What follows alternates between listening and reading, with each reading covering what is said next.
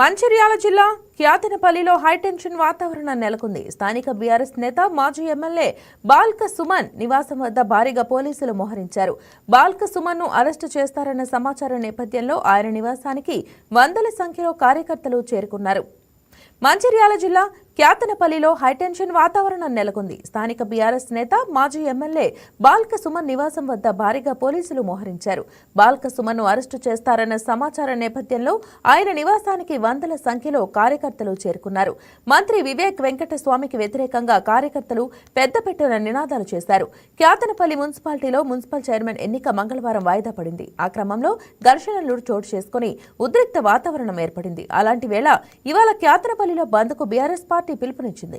ఈ నేపథ్యంలో పోలీసులు అప్రమత్తమయ్యారు.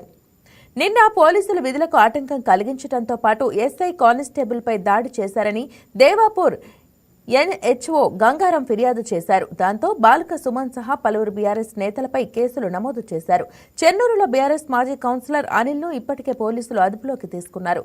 మిగతా నాయకులను అరెస్టు చేసేందుకు పోలీసులు ప్రయత్నాలు ముమ్మరం చేశారు.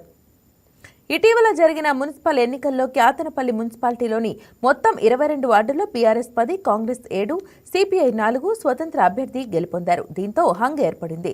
బీఆర్ఎస్ సిపిఐ కూటమి మధ్య పొత్తు కుదిరి 14 మంది సభ్యులతో పాలక వర్గాన్ని కైవసం చేసుకోవడం ఖాయమైంది. ఇక మంత్రి Vivek, MP Vamsikrishna ex officio సభ్యులుగా పేరు నమోదు చేసుకోవడంతో పాటు స్వతంత్ర అభ్యర్థిని సైతం కూడగట్టుకోవడంతో కాంగ్రెస్ బలం 10 స్థానాలకు పరిమితమైంది. సభ్యుల ప్రమాణ స్వీకారం తర్వాత 10 నిమిషాల పాటు ఉన్నతాధికారులు విరామం ప్రకటించారు. ఈ సమయంలో కాంగ్రెస్ సభ్యుడు బీఆర్ఎస్ నేతల వద్దకు వెళ్లి మంతనాలు జరపడంతో అసలు గొడవకు దారితీసింది. అనంతరం చోటు చేసుకున్న వరుస పరిణామాల నేపథ్యంలో బీఆర్ఎస్ మాజీ ఎమ్మెల్యే బాల్క సుమన్ పై పోలీసులు కేసు నమోదు చేశారు.